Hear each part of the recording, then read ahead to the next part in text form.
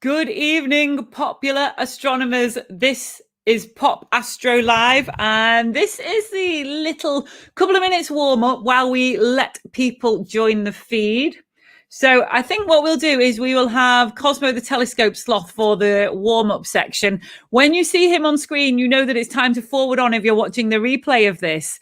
So we'll just let a couple of people join. As I say, if this is the replay, please forward it right until the start when you see the countdown. And that is when things start officially. So look, speaking of official, he has been made so official today. Thank you, Alice Shepherd, Citizen Science Officer of the SPA, for sending, well, you didn't send Cosmo a badge. You sent me some stickers, and I have put one on Cosmo the Telescope Sloth. He is looking good. He hangs off my telescope like that. And I nearly got my telescope out last night. I nearly got it out, and then the blimmin' moon came up. The incredible dark skies on Anglesey, it looked a little bit like that last night, and it's looking like that now. So I was excited. Right, I am now going to play the official countdown, and then we will be back with the start of Pop Astro Live, and you're going to find out why I am dressed in this crazy garb. Oh, right. I have got props tonight, everybody. I have got props. So let us go into the countdown, and then we are going to commence. It's that one.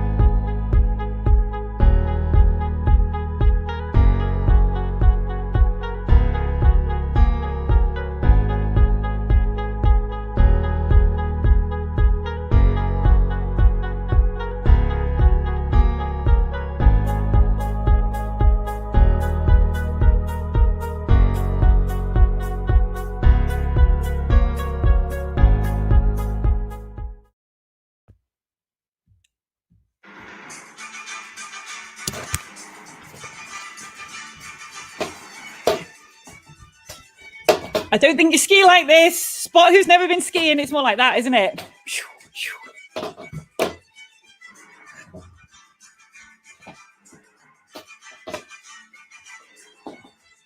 Oh, wow, it's hard work. Even sitting in your chair skiing is hard work. Right.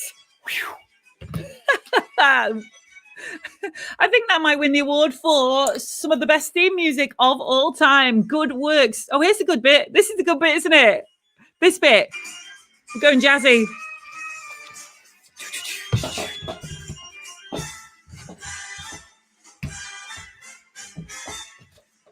I would love to know how many people have broken their leg to that piece of music.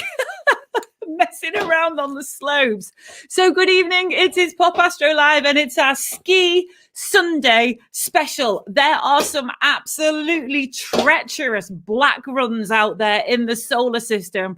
Mountains and craters so high and steep that they make the biggest mountains on Earth look like speed bumps. So we are going to be later on going around the solar system, and you, popular astronomers, have got to guess whereabouts I am going skiing. So we are going to go over to our guests in a minute. Who brings walking? They're not really ski sticks, are they? I went skiing once about 5 years ago, and it was so scary and so icy, and I'm so awful at skiing that I literally, out of a week's holiday in Bulgaria, was only on the ski slope for 4 minutes before I bottled it and went back in. So thank you very much for your comments. Everything is yellow. These have got good filters on. Everything is yellow. Hello, everybody. Hi, Jerry Stone. Hi, David. Good evening, Vicky. Thank you, Ian. You spelled my name right. Yeah. Hi, Sandra Grace. Lovely, lovely. Simon Holbeach. Good evening, all space buddies. Can I take credit for naming Cosmo? Yes, you can. Thank you, David Miller. I forgot that you're kind of like... surrogate dad. I'm trying to think of the word. I'm a surrogate mum. We can be surrogate parents together to Cosmo, can't we? So thank you, everybody who's already contributing. This is Pop Astro Live, and it's our Ski Sunday special. So first of all, we have got so much amazing new stuff in the Pop Astro shop. We usually plug the mug, and I say what is inside the mug. Just let me resize my window. I've only just discovered I can do this, and it is slightly laborious. So let me just resize my windows. That's right. Now I can see everything. I can absolutely see everything. So hello all. Hi, John. How are you? Thank you very much. So This is Plug the Mug. This is available in the Pop Astro shop, as is this brilliant thing. This is a metal Earth model, authentic museum quality laser cut replicas. This is Space Shuttle Discovery. So I am going to be attempting to assemble that. Not now, though. Not now. We have also got these wonderful 3D pictures that are very high quality and make a satisfying wobble sound. And they are in the Pop Astro shop. And plug the mug. Look what we've got inside it. Instead of a load of dusty old water like I usually have, we've got these amazing sundial pendants. And also, let me see if I can just knock this banner off here. We've got these analemma pendants. If you are an astronomer, you should know what this is. If you are new to the world of analemmas, they are absolutely fascinating. They are the track that the sun or a planet traces in the sky at certain times of the year. A great way to look fashionable and beautiful whilst having something to do with astronomy around your neck. And they are available in the Pop Astro shop. So please start. Should I take this off now? Oh, there you are. Wow, it's not yellow. The world is not yellow. My eyesight is not jaundiced anymore. I'll put them on later again. I quite like wearing them. So this is your show. We are the Society for Popular Astronomy, the UK's national society, and we love it when you help us spread the word because, of course, probably like all societies, we need as many members as we can get at the moment. So every share that you make of this video, a new ski resort is discovered on Pluto, but more about that later. So what have you seen in the sky this week, popular astronomers? We've had a couple of days of clear skies, actually. So last night I saw the Milky Way, the dust lanes, the main autumnal conversations. Yeah, I heard all the conversations in the sky. That was a great conversation up there. Yeah, I heard Orion having a conversation with Cassiopeia. Ursa Major was having a conversation with Mars because Mars was quite high in the sky. So the sky was incredible last night. And also, because we're out at sea here, I saw the beautiful green flash. The very last second of sunset was like a chain of emeralds on the horizon. I tend to scream green flash at every single sunset and maybe only get to see this phenomenon twice a year. So please Google that or ask if some of our astronomers would like to explain what the green flash is in more detail. Feel free to drop it into the comments or just Google it. You know, it's always there. Google's always there for you. So this evening we have got 3 tip-top superstar guests for you. We have got Murray Barber from Astro Adventures, Dark Sky Accommodation in Devon. We've got Robin Scadgel, who SPA Vice President, stand-in magazine editor. This is Robin's endeavour. Look at our beautiful magazine. We'll chat about that later. He's going to be telling us what is coming up in the sky in November. And then also we have got Pete Williamson, close personal friend of mine, BBC radio presenter, deep sky imaging consultant with the Faulkes Telescope Educational Project, outreach champion and founder of Astro Radio and co-founder of Solarsphere Festival. Pete may just get his bass guitar out and tell stories of his rock and roll cosmic past. Plus, as I mentioned earlier, we will be playing Where Am I in the Solar System as I zip on a pressurized ski suit and head off for some apres ski in some very, very cold and dark places. So let's see what's happening in the chat room. Clear skies here. David, you won our book last week. Well done. Hoping to go out after the show. Clouds and fireworks. At least the fireworks are nice to look at. Green flash. Wow. Jaloux. Me too. Hi, Vicky. Like the hat. I'll have you know, Bob, it's not actually a hat. It's a headband. So get your headwear correct. So, yeah, my ears are getting really hot. Oh, no, I've got a heater on full blast down here. You probably don't even need the heater on. It's a mild night and I'm wearing a lot of clothing. I've got a new Star t-shirt. Look at that. Not SPA merch, but I did get it today. And also hello to Jed. Nice to hear from you. Oh, yes. Kath is here with the shop details. If you would like to buy SPA, analemma, bling, and all of our lovely stuff for the astronomers in your life. So we're going to go over to our first guest now. Murray, I can see him in the green room. He's looking very smart. Unlike me, I am looking like I've just been hanging out with a Yeti. So let's put Murray on. Here we come in 3, 2, 1. Hello, Murray. Vicky. Good evening. Hi, how are you? I'm fine. Yes, you do look very warm. Yeah, do you know, and I've got all my thermals on as well, and I just don't think I need it tonight. No, probably not. Not tonight. No, no. Whereabouts are you this evening, Murray? Yeah, well, I'm talking to you from North Devon. We are about, let me think, about 7 miles away from the seaside, around about 8 miles away from Bude, 12 miles away from Clovelly, if people know this part of North Devon, and we're very, very close by to Cornwall as well as where we are. But yeah, so that's where we are, North Devon. So tell us a little bit about Astro Adventures then, because I've seen your advert in the SPA magazine. In fact, I might be able to find it while you chat. I'll let you chat on for a minute about Astro Adventures. I'll put you on full screen while I dig out the Yeah, for the sure. advert. Okay, well, for many, many years, Astro Adventures was an idea that my friend and long-term observing buddy Tony Gibbons and myself, and indeed my wife Valerie, had. And we called it our 10-year plan because we had to wait for our children to finish their education. But what we wanted to do was to set up an astronomical retreat with accommodation and observatories, and also to give tuition and lessons, not only using telescopes, but also imaging as well, which as the years have gone by has become more and more popular. So I repeat, it was our 10-year plan. Our children had finished their education more or less. We came down to the West Country to check out a few areas, and this property near Bradworthy came up, and the rest, as they say, is history. So the first thing we had to do when we moved in back in 2004 was to build our first observatory. This is an observatory that has a roll-off roof, inside of which there's a half-meter telescope. And then as time went by, we built a second observatory, which contains our imaging telescope, which at present is a 10-inch f4. So the Dobsonian, the half-meter telescope, as you can imagine, is used for visual astronomy. The f4 Newtonian is on an equatorial mount and is ideally suited for imaging. And for my speaking personally, my main interest is visual astronomy. Tony is, of course, interested in visual astronomy, but his main area of expertise is imaging, and we're able to image with a wide variety of different cameras.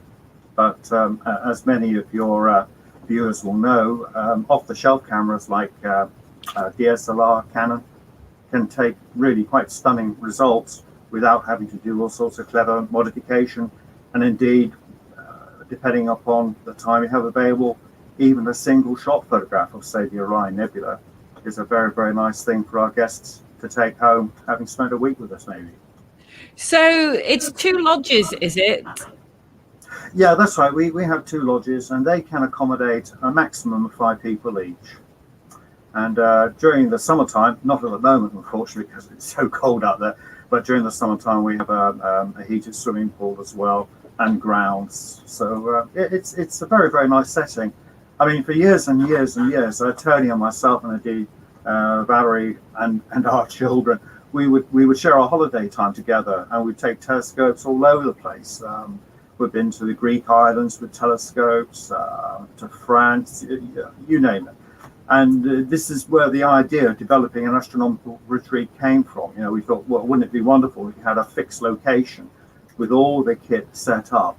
The one thing, of course, that you do need is dark skies. And we have very, very dark skies indeed. I mean, we're not too far away from Exmoor, just the other side of Barnstable.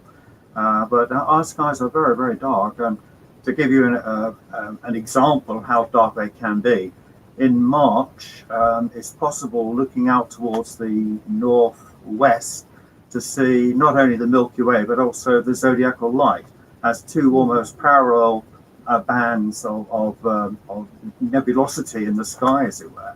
And, you know, Tony and I mean, we've been interested in astronomy for years. And, you know, we know guys and girls who, like ourselves, have been interested in astronomy forever kind of thing. And they come here for the first time and see the zodiacal light.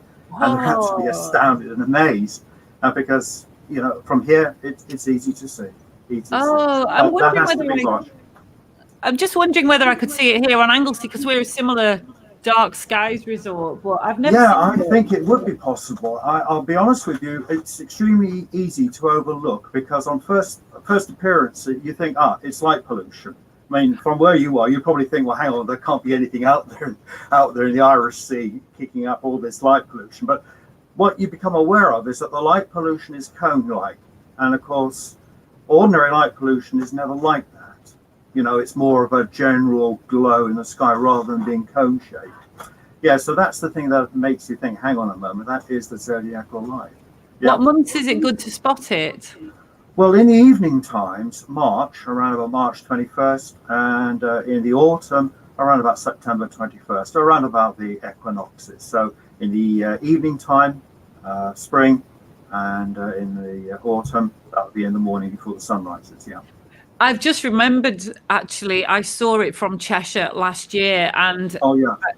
I made a special effort to get up and go and see it. And it's like a kind of like slanted cone of light, isn't it? Yeah, absolutely. And very, very, very subtle. You know, I repeat, you could very, very easily miss it if you didn't know. Camera picks it up very quick there, ever so quickly. Yeah, it's lovely. What is the zodiacal light then? Well, my understanding is that it's fine grains of material, dust within the plane of our own solar system. And at certain times of the year, as already mentioned, this plane of material becomes much easier to see than normal. Yeah, so that's my understanding. And I presume that this material must be left over from the formation of our solar system, you know, and it makes up the background of micrometeors and what have you that's within our solar system. So what's your personal interest in astronomy then, Murray? Well, historically, in earlier years, my family were living in the States.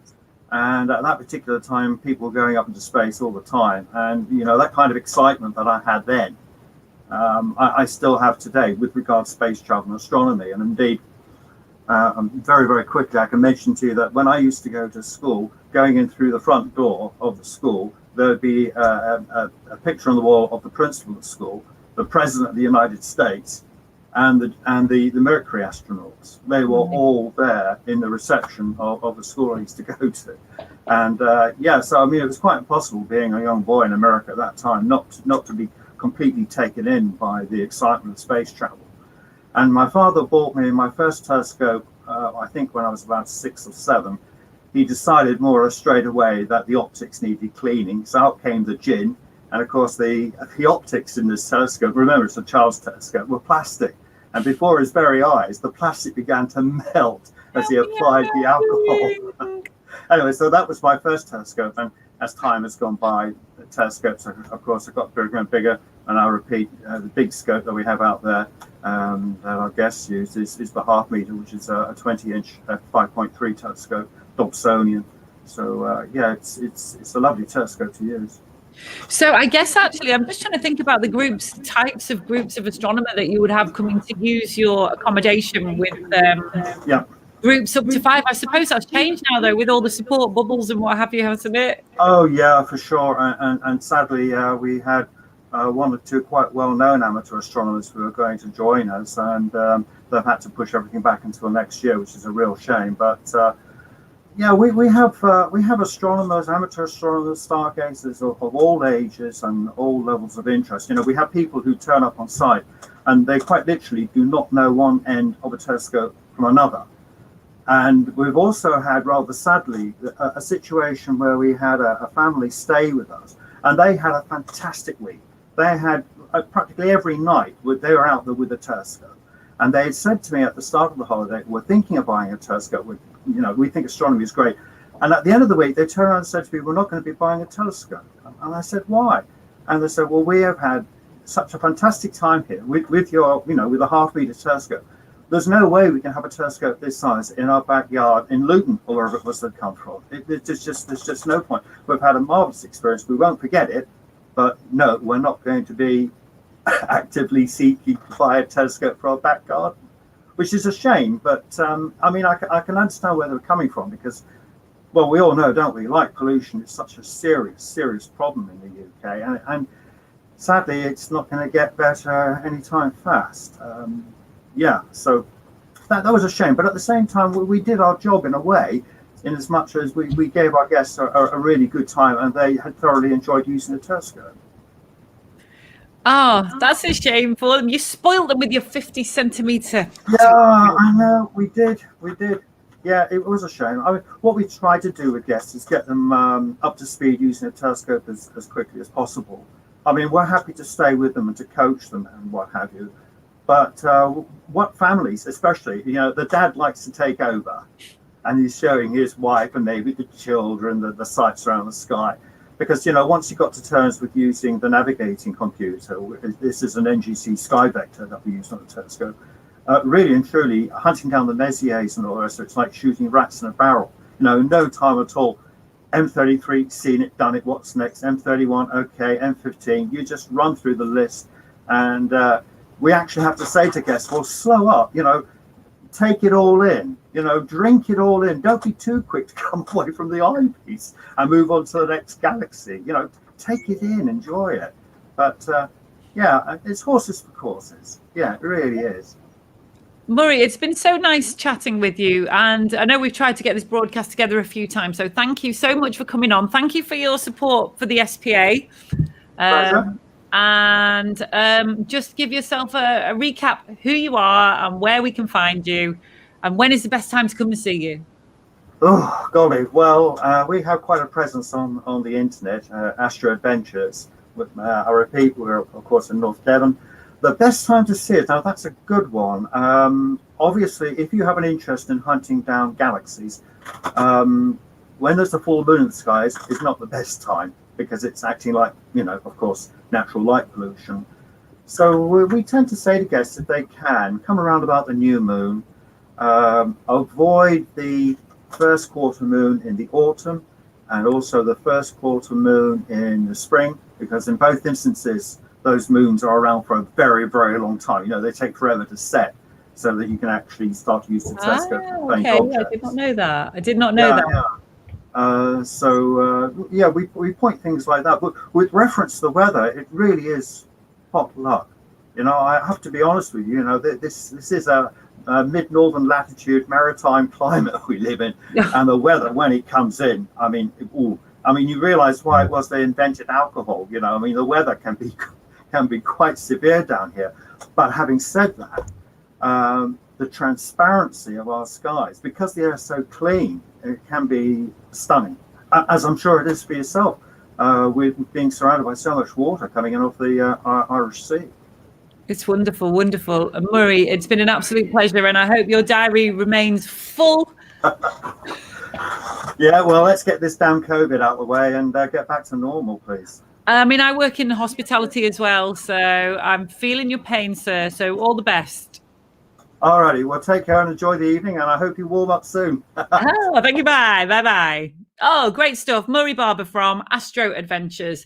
That was cool. Let's check some of the comments coming in. Oh, don't worry, Helena. We won't hold it against you. This is, sorry I'm a bit late. Lovely to be here. This is my favorite astronomy group. Oh, I didn't know you could put little emojis on the thing. That's good. If I can see it from my village in North Yorkshire, I'm sure you will see the zodiacal light from Anglesey. Let's hope so as well. So we're going to go back to the ski slopes because it's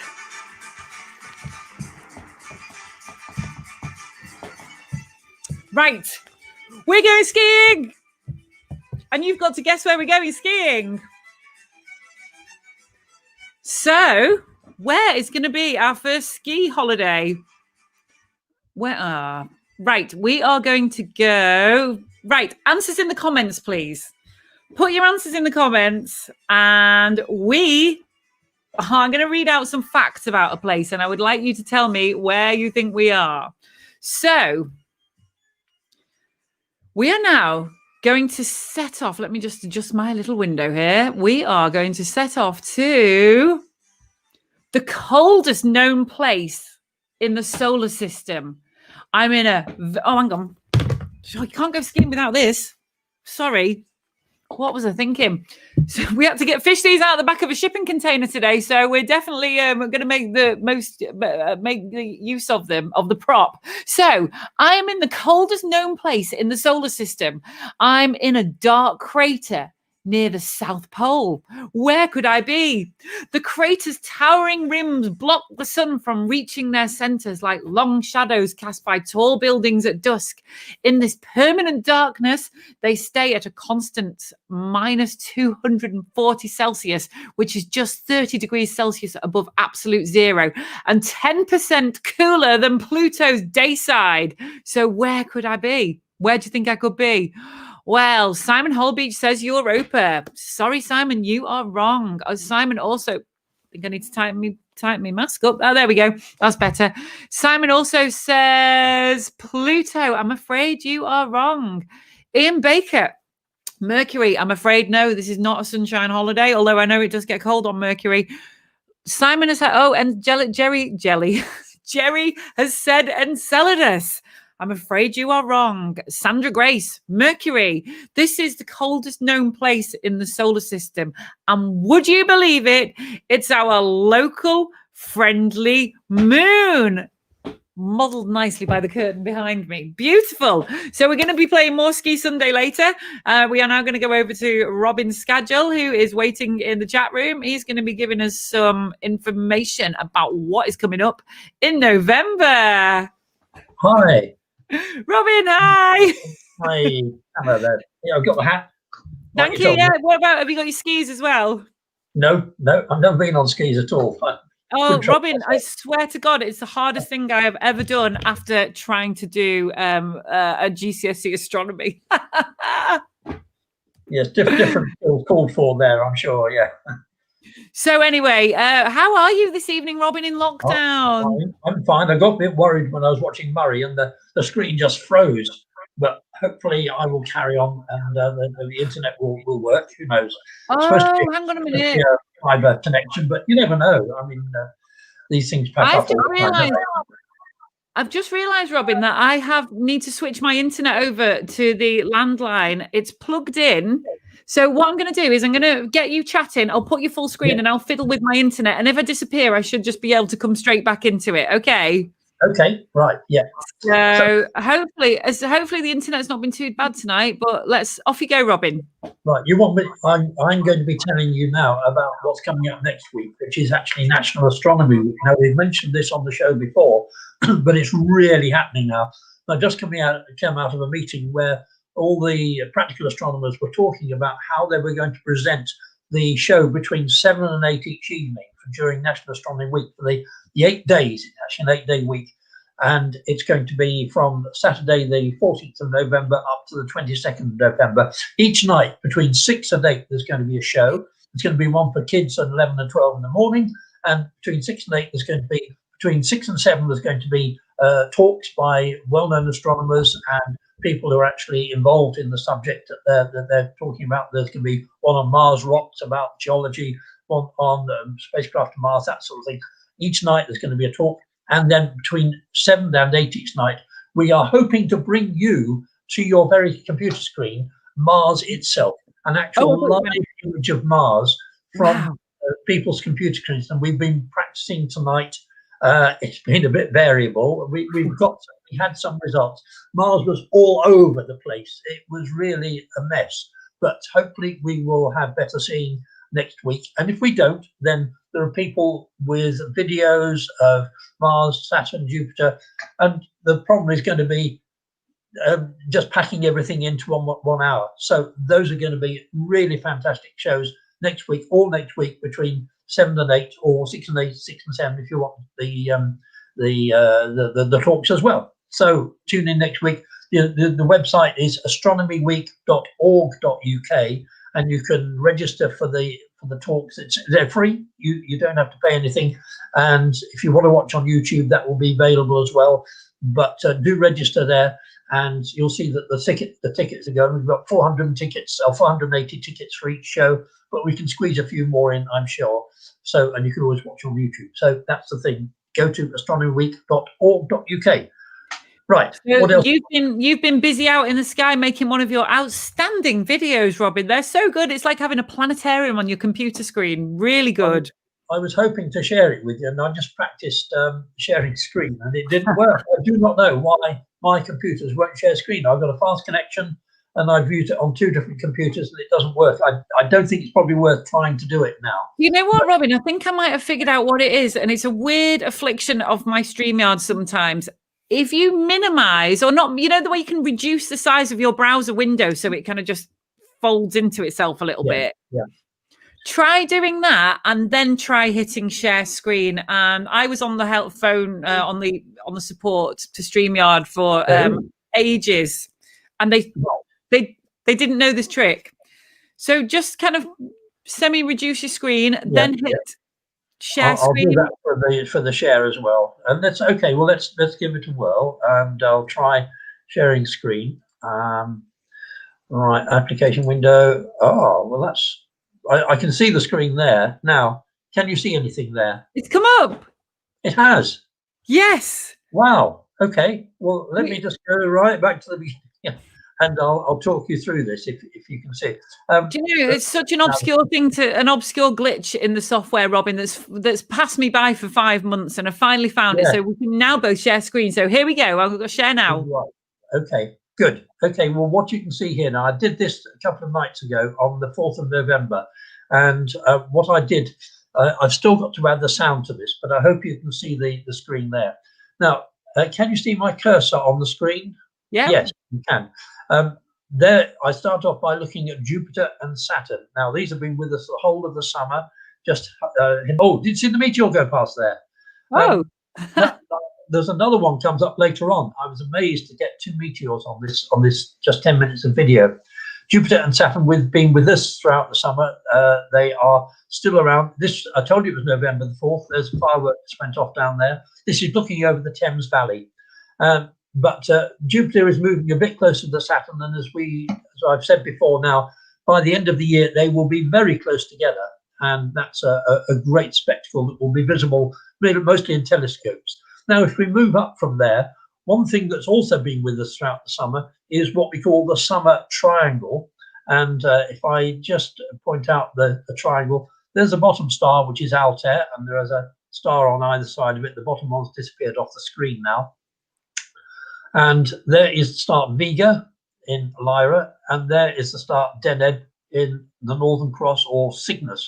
And you can see the shape, the actual cross shape there. It's a lot bigger in the sky than the more famous Southern Cross, which is, of course, on the flags of Australia and New Zealand. But the 3 stars together form the summer triangle. And I hear you say, but this is not summer anymore. Yes, quite right. It actually is visible throughout the autumn and even into the winter, the summer triangle. But it's such a good sight to see. And it helps you find various constellations. For example, there's the little arrow shape of Sagittarius there. And here is the constellation of Delphinus. It's my sister's favorite constellation, because it really does look like a little leaping dolphin coming out of the water there. And so this part of the sky is well worth looking for. Constellation of Lyra there, it's a sort of parallelogram. And incidentally, the Ring Nebula is right between those 2 stars, but you need to use a telescope to see it. So once you've found those 3 stars, then we can move over to the left-hand side of those, and which will, as I say, I'm doing this. There's more to say about this in the actual video when it goes live, which we'll do so shortly. Now I'm moving down there to Altair, and if we move to the left of this, we'll find another constellation, which is really the key constellation of autumn, and this is Pegasus. And you can recognize it by the square of Pegasus there. It's slightly on its side at the moment, but as it rises in the sky, this was done quite early in yesterday evening at about 6:30. So by now, if you can go outside and see the sky, you will see that square a bit higher in the sky. Pegasus itself is actually a horse. You could, if you picture it upside down, there's the front of the horse, and there's the mane, the head, and there's the body of the horse, and it's actually upside down. But what everybody's heard about with this part of the sky, these are the stars of Andromeda. And that star there, the top of the square of Pegasus there, the top left, is actually shared with Andromeda. So the 3 brightest stars, 1, 2, 3 there in Andromeda, and there's another fainter one there and another one there. And everyone's heard of the Andromeda Galaxy. So the way to find it is start with that one there, top left of square of Pegasus, move 2 stars along, and so you come to the middle star of the 3. Then, did you see that meteor? Yeah. Then 2 stars up, and just here is where you find the Andromeda Galaxy. Now, I've brightened up the field of view there, so you can see that little fuzzy patch there, and that is the Andromeda Galaxy, the most distant object that most people can see with the naked eye.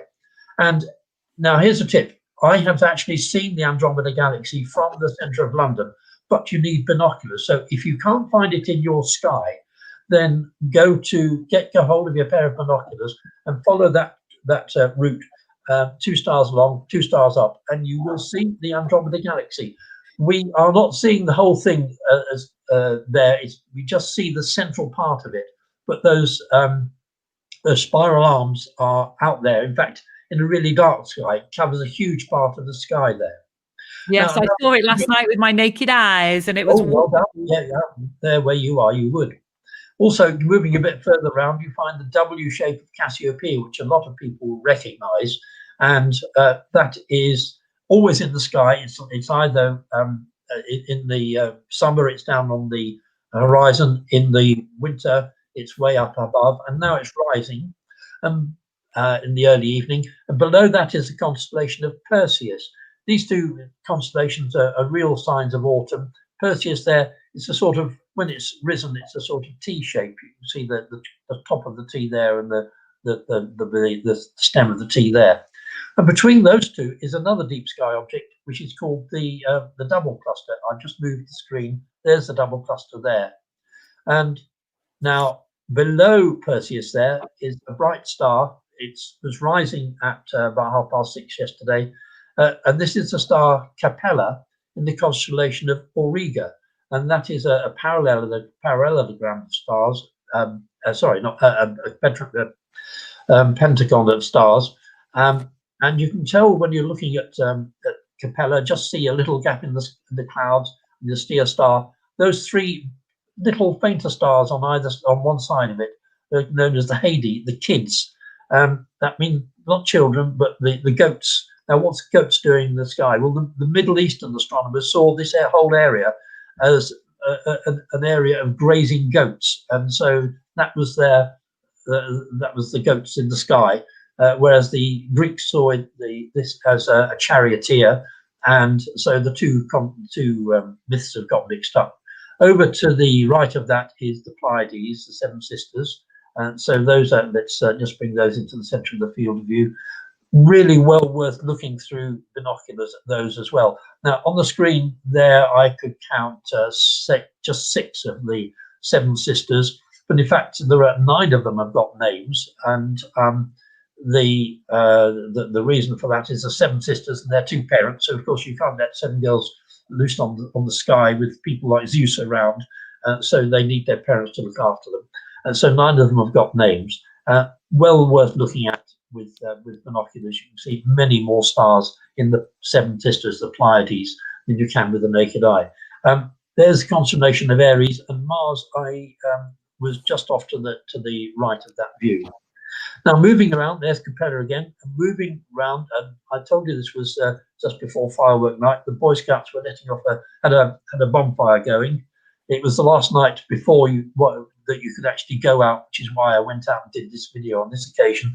But just above that bonfire, you can see the constellation of the Plough, and of course, following those 2 stars upwards, you come to the Pole Star. Now, having done that from wherever you are, wherever you observe from, the Pole Star is always going to be in exactly the same place. So once you've found it, you can never lose it, because it will always be there, and the rest of the sky just moves around it in this direction, so that the constellations over in the east are rising and the constellations over in the west are setting.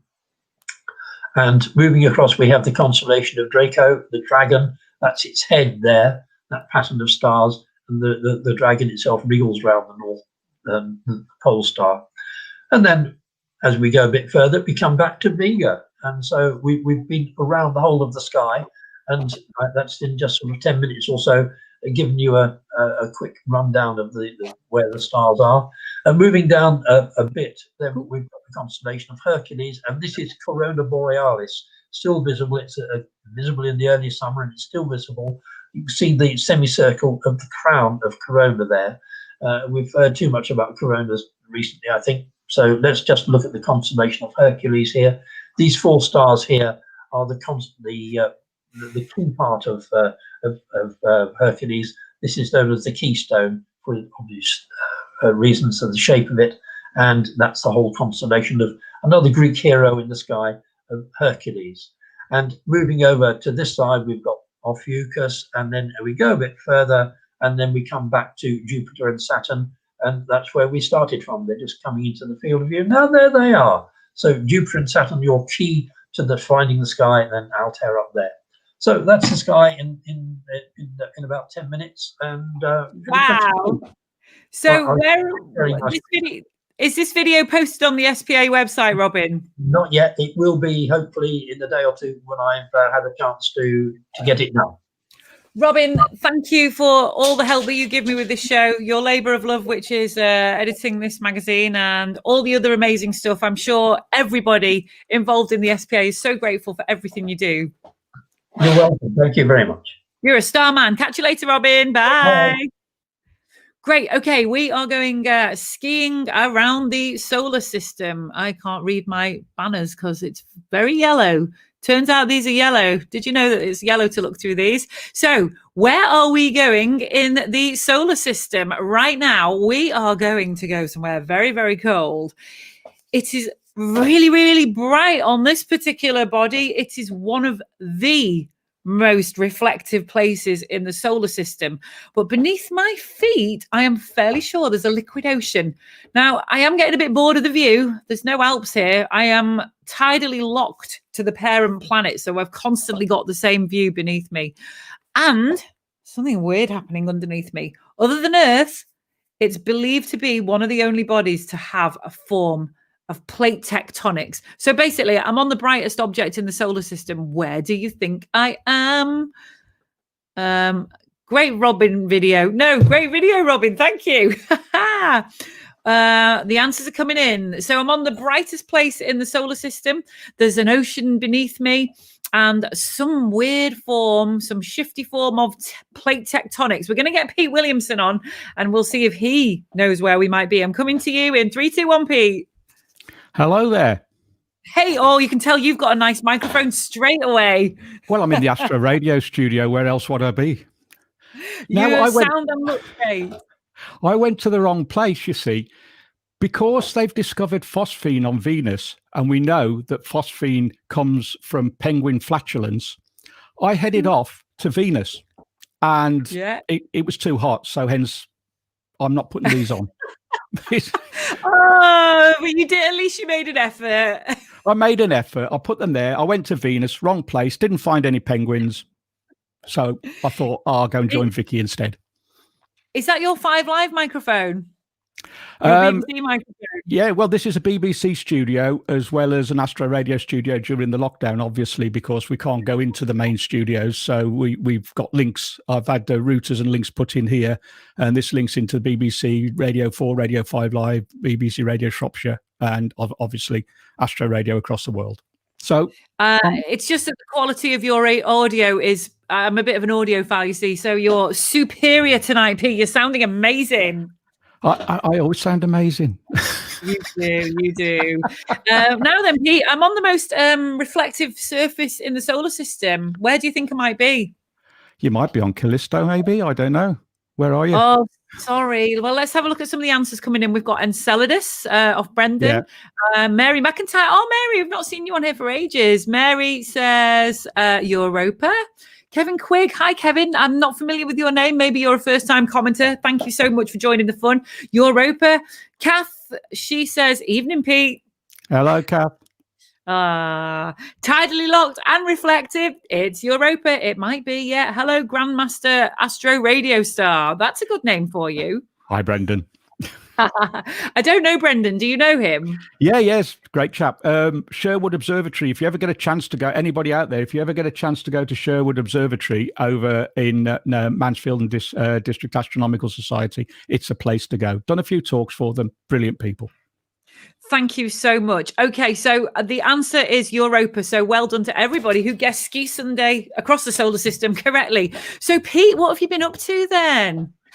During the lockdown, obviously we can't get out and do the usual stuff that we usually do. I can't get around the schools. Although schools are starting to ask me to go, I'm still a bit reluctant to go into schools at present. I'm a little bit, frightened of the old virus. So I'm doing a lot of Zoom talks for societies and other events. Here at Astro Radio, we've been running shows nightly through the first part of the lockdown.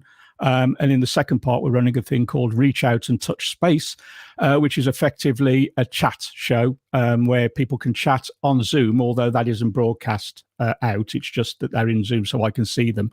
And we just chat about subjects. We get a guest in, they chat about the subject, and we just ramble on for a couple of hours and play music in between. And the idea is just to keep people's spirits up. But at the moment, it's going well because before lockdown, Astro Radio was hitting about 100,000 listeners. Now we're hitting 250,000 listeners across the world. So, it's grown during the lockdown quite a lot. So that we've been really proud of that. And all the team that I've got behind me, I mean, it's not just me. There's a whole team of presenters and producers, and SPA's very own Catherine is my personal show producer. And now she's my BBC producer as well now. So she's been doing a lovely job. So, yeah. That's so nice. That's what I've been up to. Maybe one day when I've got decent internet and we get our acts together, Pete, I'll be a Pop Astro presenter, not Pop Astro, sorry, Astro Radio, because my background is radio. We know. You know that, though. So tell us about what amazing telescopes that you work on, Pete. I mean, in fact, what I do is I use telescopes for Faulkes and NSO, which is the National Schools Observatory. And the idea of this is to take images to take into schools, get schools to learn how to use the telescopes, how to understand what they're seeing in the night sky, what they're seeing within the nebulas, how to process the images.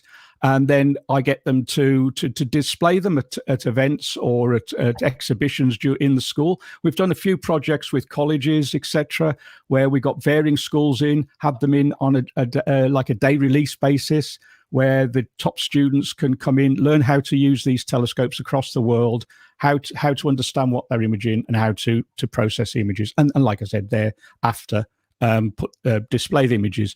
But what's nice is we get the students as well to do astronomical presentations. And the last one I did was with Mark Townley from up in Dudley. It was a Dudley education area we did this for, and it was a great event. And we had one particular girl. Was one of the boat people that had come across as a refugee a few years ago, and she was really, really good because she couldn't speak English when she arrived here. And she got up in front of the class 18 months later and did a presentation that I get emotional when these sort of things happen. And I had tears in my eyes. And although we weren't giving gifts away or prizes, I had to go out and buy something for this girl and take it and say, we've awarded you this.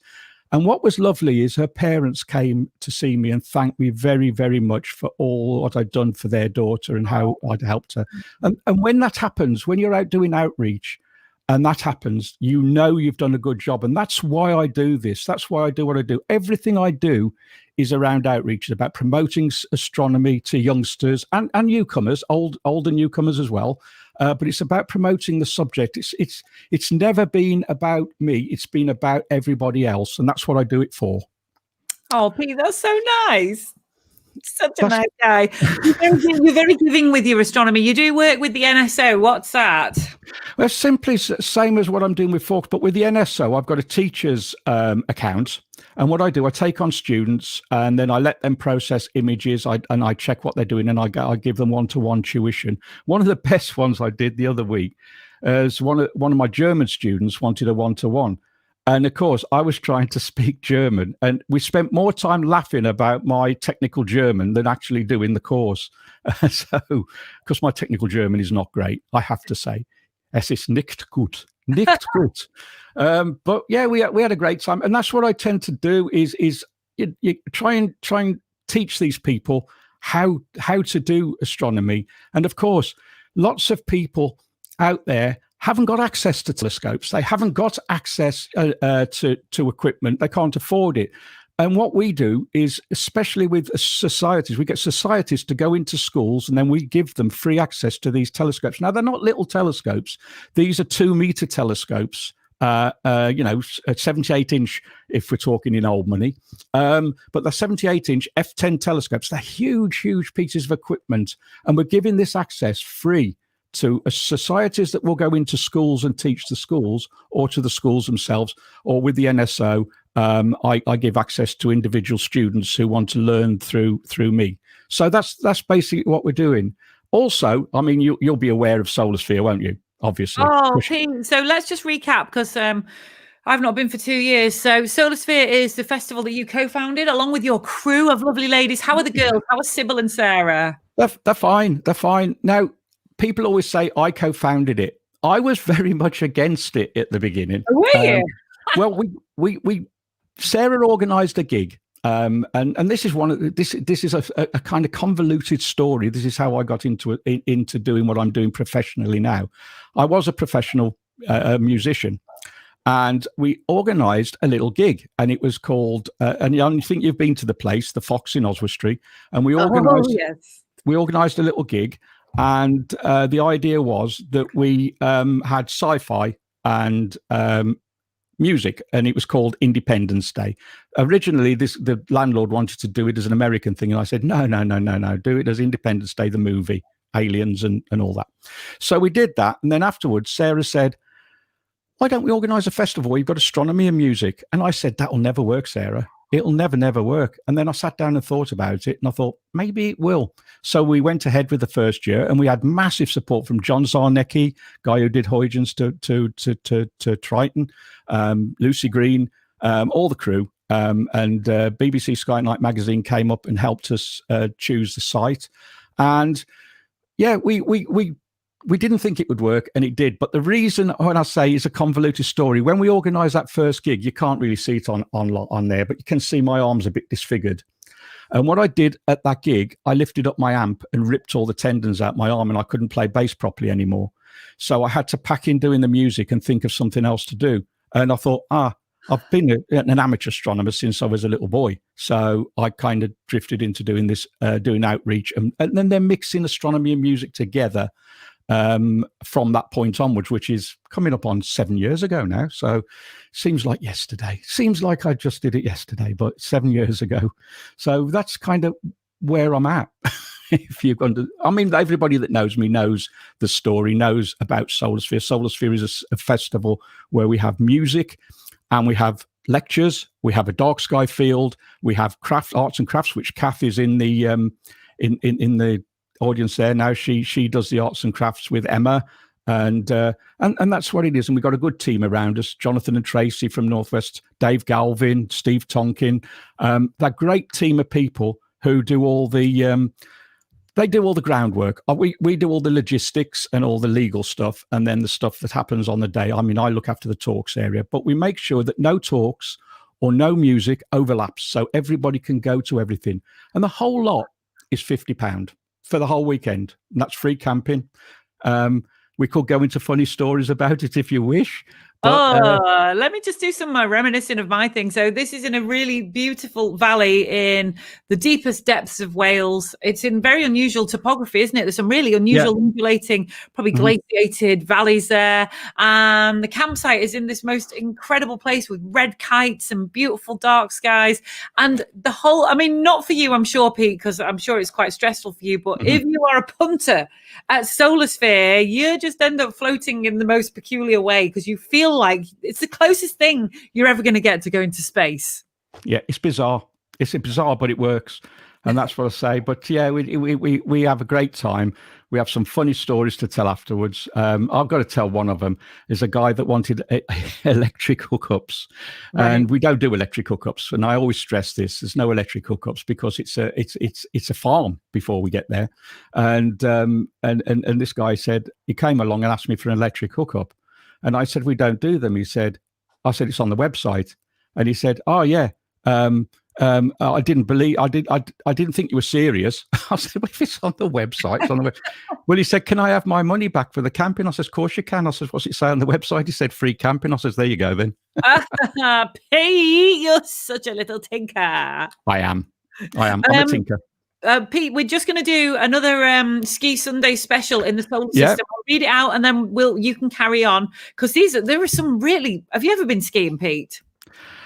I've been to loads of ski resorts, because we used to have a house out in Germany and we used to spend a lot of time in Switzerland. But Okay. I've never actually skied. Well, it's really hard. Can you imagine me with my blimp shape on skis? Right, okay. Right then. Feel free to guess this. Answers in the chat room, please. As I say, the first person to comment the correct answer wins a black runs pass. You know what the black runs are, don't you, Pete? Yeah. They're the fastest and most dangerous ones on Pluto, by the way. So we are now going. This is an amazing place. We are now going skiing on slopes that are 3 miles high. We are going down the flanks of a monster crater that stretches a third of the way across this body. Now, it's a pockmarked, icy enigma with one of the most heavily cratered surfaces in the solar system. So when you've got lots of craters, this usually conveys a great age. And this is confusing because this little thing should have tidal heating internally, which would resurface the ice. It's got smoother neighbors, and it is a complete paradox. So it's a monster crater 3 miles high that covers a third of the body that we are skiing on. So feel free to drop your answers in the chat room. Pete, do carry on. Tell us about some of your other amazing projects. Tell us about Astro Radio. Well, it's a radio station. We started off 7 years ago, and it was basically to be the media outlet for Solarsphere. We needed I've worked in radio all my life. I mean, I was involved a little bit with classic European classic rock. Sarah and me were presenters on that, and they were part of Radio Caroline, if anybody remembers the ship. Although they weren't on the ship, they were based in Maidstone at the time. So it used to be called East Kent Radio, and then they renamed it European Classic Rock. So it still kept the EKR logo. So we were involved with that. And then when we did Solarsphere, I thought, well, it'd be a good idea to have a radio station that reflected what we do, music and astronomy.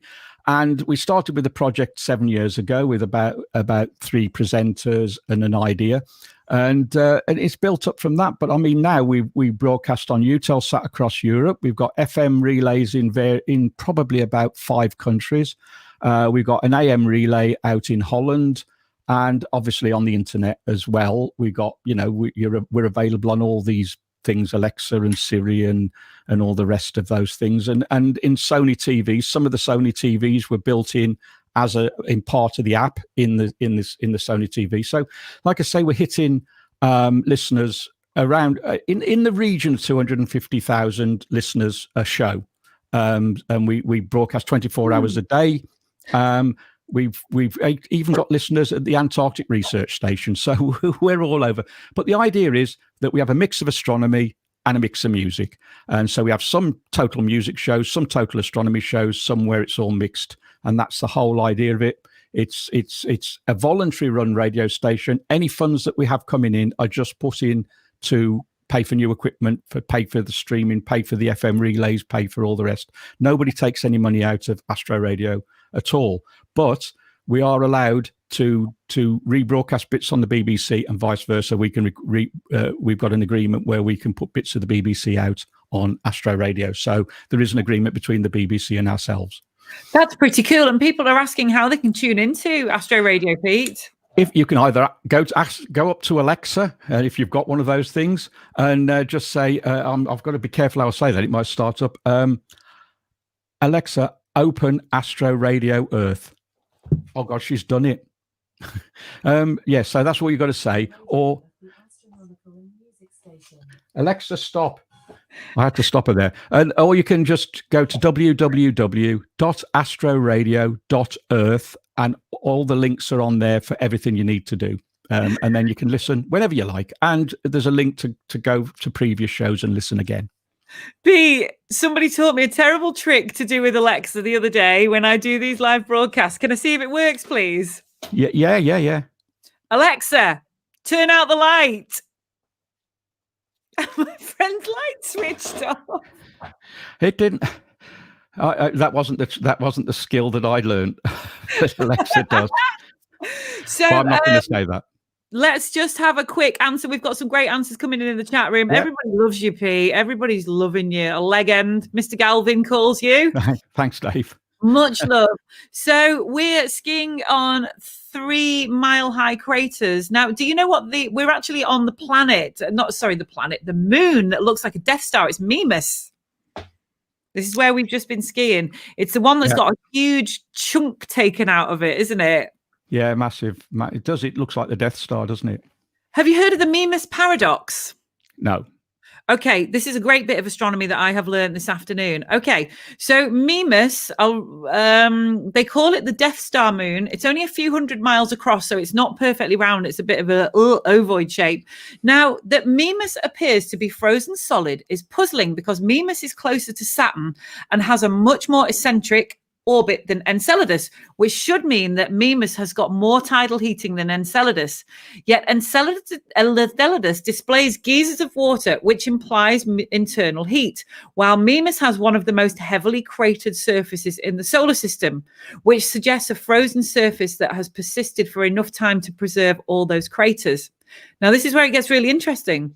This paradox has prompted the Mimas test, by which any theory that claims to explain the partially thawed water of Enceladus must also explain the entirely frozen water of Mimas. There you go. How cool is that? That must be a real head scratcher. It is. It is, sure. Right, Pete, thank you so much. You know, normally when I see you at these meetings, I sidle up to you and get a big hug off you, don't I? Well, you usually kiss me on the top of the head and leave red lipsticks to see when I get home. Oh, that's terrible of me. I'm sorry. It's only pale pink today, so she might not spot it, Pete. No, true. I seem to remember kissing both you and Jonathan Harty at some event, and you both had red lipsticks on. Well, you couldn't tell the difference, probably. You can't tell the difference. A bit like the moons of Saturn, they're all quite similar when you look at them like that. Pete, please give my love to Sybil and to Sarah, and most of all, love to you. Thank you. Good to see you, folks. Yeah, thank you very much. Bye. See you later, Pete. Thank you. Oh, we love Pete. He is just one of the finest astronomers and outreach peeps ever. Where's my banners gone? Let's put my last Ski Sunday one on. Thank you so much. It's coming up to that time of night where, unfortunately, I've got to go away. And that is just heartbreaking for me. I might stay on just for a couple of minutes longer tonight just to do a couple of little bits of SPA info. So this is our magazine. It's out 6 times a year. This is the most recent one. All voluntary. Please sign up to the SPA. As we say earlier, it's lovely to have lots and lots of members. It's £23 a year and you get so much awesome stuff. We've got Pop Astro shop. We've got loads of new bling in the shop. Let's take a look at the most recent comments. I don't want to go. Yes. Oh no, I've not gone yet. TTFN, I've not gone yet. I can't remember when we come out of our lockdown. When does North Wales come out of its lockdown? It's either this, I've lost track. Is it 1 week we've had in it or 2 weeks? We're going to be out the tail end of our circuit breaker fire break lockdown. Thank you, Vicky. Yet another show. Yeah, I know. See you next week. Thank you, Vicky. Thank you, Paulina. I'm going to go in a minute. We'll do one more Ski Sunday special. And then I'm going to cross-country ski all the way home up the dead steep hill, towing all of my studio gear with me like some kind of fluffy pink husky dog. Right, one last one.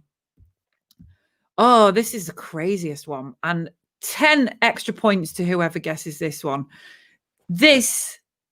I'm stood at the top and I'm really, really scared. It is so far down. It's unreal. I am stood on top of the highest peak in the solar system. It's 14 miles high. It took the ski lift absolutely ages to get up here. So where could I be? That's your only clue. It's the biggest peak in the solar system, 14 miles high. Where could I be, popular astronomers?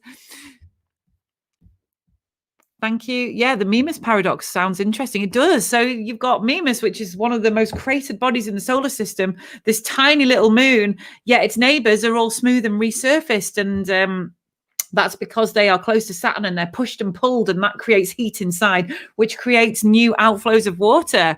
So Miranda, no, my name is Vicky. Wrong. John Father. John Fathers. Thank you, Vicky. Thank you. Mars. It's not Mars at all. Everybody's saying Mars. Can you believe it? Thank you, Vicky. Oh, thank you, Jed. Good night, Olympus Mons. Wrong. Olympus wrongs. Everybody's saying Mars. So I'm going to read out the clue once more. Well done, everybody. You're all getting it wrong. I knew I'd flummox you right at the last minute. So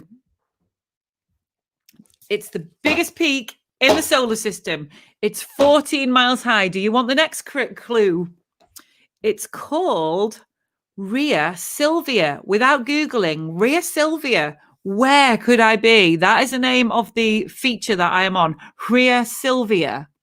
So where is that? Come on then, popular astronomers. Show your knowledge of the solar system. I am 14 miles high on something called Rhea Silvia. Where could I be? And it's not Mars. Olympus Mons. No, sorry, Christopher. We are not on Mars. No, I'm sorry, Jerry. It's not Rhea. The moon. Sorry, Sandra Grace. We are not on the moon. Oh, David. Well done. We are on the asteroid Vesta. I'm flummoxed, lol. Yeah, I was flummoxed too. So, oh, thanks. Pete just sent me a message. Thank you, Pete. That's really kind of you.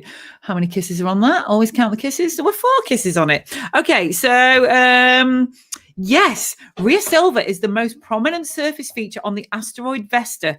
It's thought to be an impact crater. It's 314 miles in diameter, which is 90% the diameter of Vesta itself. So that is pretty impressive. Well done. So a little asteroid has got the highest mountains, which just goes to show, ain't our solar system the most wonderful place? Mimas was probably captured and has not been in orbit long enough to heat up. Ian, tell that to NASA. Go and do a paper on it. That's a great theory. Yeah, because I suppose Vesta could have come from anywhere, actually, couldn't it? Interesting. Not Vesta, sorry, Mimas. Thank you, everybody, for all your guesses. Thank you. I can see Robin sat here watching me, so in the little chat room. So I'm going to go now. These are fantastic. I want to live inside these. Please share this video. It really helps us if you share this video, because you can spread astronomy knowledge around the universe each time you hit share. I've got a love. Thank you. Somebody loves me. I feel so loved. Thank you, Paulina. I love you too. Good night, popular astronomers. Catch you all later.